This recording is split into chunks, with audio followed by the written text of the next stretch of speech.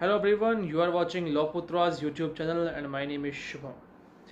आज की इस अमेजिंग सी वीडियो में हम लोग बात करने वाले हैं एक बहुत ही इम्पॉर्टेंट और लैंडमार्क जजमेंट की। हालांकि जजमेंट कहीं ना कहीं सही नहीं थी, यह आपको पता लगेगा। और इसका डिसीज़न जो दिया गया था 3:2 के रेशियो के अंदर, वो बाद में रिवर्ट भी कर दिया सुप्रीम कोर्ट ने। और कौन से केस में किया वो मैं बताऊंगा आपको इसी वीडियो के अंदर। हालांकि कुछ क्वेश्चंस भी पूछूंगा, वो आपको बताने पड़ेंगे। आज का हमारा टॉपिक है Sajjan Singh versus state of Rajasthan 1965। ये एक बहुत इंपॉर्टेंट केस है, सज्जन सिंह का केस। दोस्तों, इस केस में हुआ क्या था? एक्चुअली में 1964 की बात है। 1964 में राजस्थान गवर्नमेंट ने, यानी कि राजस्थान लेजिस्लेचर ने एक कानून पास किया। इसका नाम था राजस्थान लैंड रिफॉर्म्स एक्ट। दोस्तों, इसमें क्या था कि इसमें गवर्नमेंट के पास काफ़ी वाइड पावर्स थे कि वो किसी भी प्रॉपर्टी को, किसी भी लैंड को अपने पास एक्वायर कर सकती है। अब जब हमारी भारत की पार्लियामेंट का पता लगा, याद रखिए मैं यहाँ पे दो चीज़ों की बात कर रहा हूँ। राजस्थान लेजिस्लेचर यानी कि स्टेट का लेजिस्लेचर के बारे में बात कर रहा हूँ, और एक मैं बात कर रहा हूँ पार्लियामेंट यानी कि भारत की सरकार की पार्लियामेंट की बात कर रहा हूँ मैं। जब उनको पता लगा कि ऐसा कोई कानून पास हुआ है, तो उनको लगा यार इसमें तो बड़ा ही फ़ायदा है। इसमें तो सरकार के पास यानी गवर्नमेंट के पास काफ़ी पावर है लैंड को एक्वायर करने की। तो एक काम करते हैं, हम इस चीज़ को यानी कि इस कानून को जो राजस्थान ने पास किया है, इसको हम कॉन्स्टिट्यूशन में ऐड कर देते हैं 9th शेड्यूल के अंदर। और यही करने के लिए हमारी पार्लियामेंट ने यूज़ की पावर अपनी आर्टिकल नंबर 368 की, जो बोलता है कि पार्लियामेंट हमारे कॉन्स्टिट्यूशन को अमेंड कर सकता है। और इसी के बाद आर्टिकल 368 को यूज़ करने के बाद हमारे पार्लियामेंट ने 17th कॉन्स्टिट्यूशनल अमेंडमेंट एक्ट किया, जिसके तहत 9th जो हमारा स्केड्यूल है उसके अंदर एंट्रीज 21 to 64, जो कि राजस्थान लैंड रिफॉर्म्स की एक्ट की जो एंट्रीज थी, उनको डाल दिया 9th शेड्यूल के अंदर। दोस्तों, एक खास बात यह है 9th शेड्यूल की कि 9th शेड्यूल को आप चैलेंज नहीं कर सकते कोर्ट के आगे। अब आप लोग बोलेंगे थैंक यू ये बात बताने के लिए। अब मुझे कमेंट बताएं कि क्या ये आपको पता थी बात। अब जब जैसे 9th शेड्यूल में बात डाली जो 9th शेड्यूल में एंट्रीज डाली गई, एंट्रीज नंबर 21 से लेके 64 तक, उसके बाद इस चीज़ को हम चैलेंज ही नहीं कर सकते।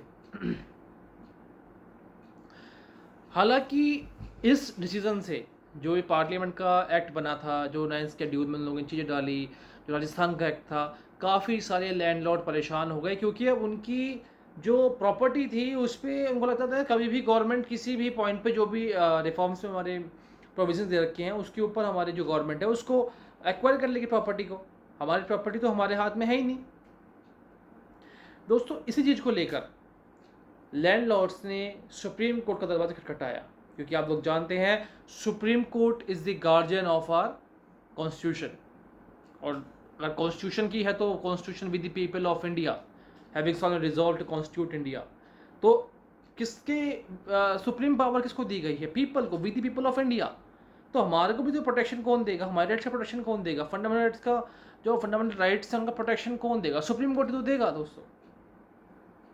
तो वो लोग सुप्रीम कोर्ट के पास आर्टिकल 32 को यूज़ करके, डिट पावर को यूज़ करके सुप्रीम कोर्ट में गए। उन्होंने बोला कि जज साहब, ये चीज़ तो बहुत गलत है, ये चीज़ तो इस एक्ट में तो बहुत कमियां हैं, ये तो होना ही नहीं चाहिए। और पार्लियामेंट के पास क्या पावर है कि वो ऐसे कानून को ऐड कर देती है, और क्या वो फंडामेंटल राइट्स को भी ब्रेक कर सकती है?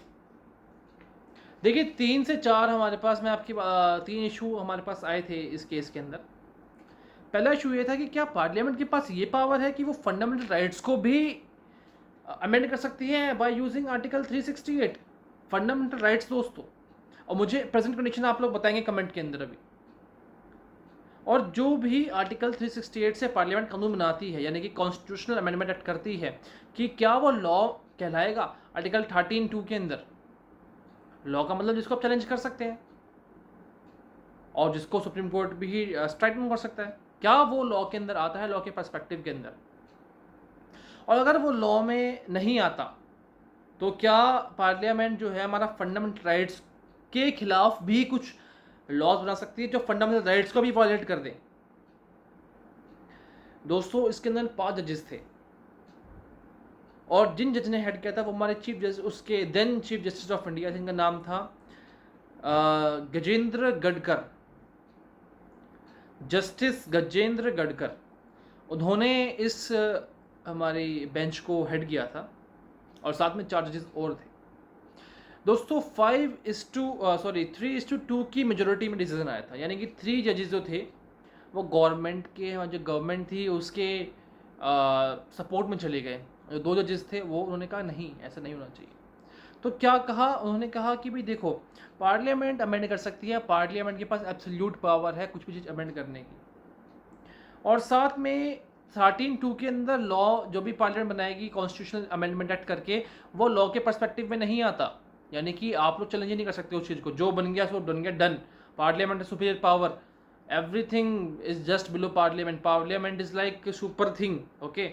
ऐसा कुछ मतलब पावर सुप्रीम कोर्ट की जो स्टिपुलेशंस थी वो इस टाइप की हो गई थी। और लास्ट थिंग उन्होंने बताया कि भी जो लैंड रिफॉर्म्स है वो भी ठीक है, कोई दिक्कत नहीं है, और नए शेड्यूल में डालें तो वो भी बहुत अच्छी बात है। और सेम चीज़ ना, ऐसा ही केस शंकरी प्रसाद केस आया था, आप लोगों ने सुना होगा। सेम चीज़ शंकरी प्रसाद केस में सुप्रीम कोर्ट ने बोला, गवर्नमेंट के फेवर में बात कर दी। हालांकि इसमें जो 2 जजेस थे, उन 2 जजेस के नाम आप लोग मुझे कमेंट सेक्शन में बताएंगे। उन्होंने बोला कि fundamental rights is not a very small thing, कि पार्लियामेंट जब चाहे उस वक्त खेल सकती है। फंडामेंटल राइट्स जो होते हैं वो एब्सोल्यूट होते हैं, वो पीपल के लिए होते हैं। उसके ऊपर पार्लियामेंट कोई कानून नहीं बनाएगी, उसके ऊपर पार्लियामेंट कोई एक्शन नहीं लेगी, क्योंकि पार्लियामेंट के पास पावर ही नहीं है। अब जिन जजेस ने क्या क्या कहा था इस केस के अंदर, आई एम टॉकिंग अबाउट जो जजेस फेवर में नहीं थे, उनके नाम प्लस उन्होंने क्या कहा था वो आप सेक्शन मुझे बताएंगे कमेंट सेक्शन के अंदर। हालांकि दोस्तों इस केस को बड़ा नेगेटिव माना जाता है, आज तक इसको बहुत ज़्यादा क्रिटिसाइज किया जाता है। और इसके बाद हमारे पास एक केस है जिसका नाम था IC Golaknath versus state of Punjab 1967। इस केस में बोला गया कि नहीं भाई, पार्लियामेंट के पास एब्सोल्यूट पावर नहीं है, 368 को यूज़ करके वो ऐसा नहीं है कुछ भी कानून बना देगी और हर चीज़ वैलिड हो जाएगी, या फिर each and everything will be absolute, parliament के ऐसा कुछ नहीं है। तो थैंक यू सो मच ऐसी अमेजिंग और इंटरेस्टिंग और नॉलेजेबल वीडियो देखने के लिए। लॉ पुत्रास के साथ आप जुड़े रहें, और मुझे अगर आप फॉलो करना चाहते हैं तो Shubham Bhardwaj Indian Instagram ID है, मुझे मेरे को फॉलो कर सकते हैं। कोई भी डाउट आए आप कमेंट सेक्शन में बता सकते हैं। Thank you so much. जय हिंद, नमस्कार।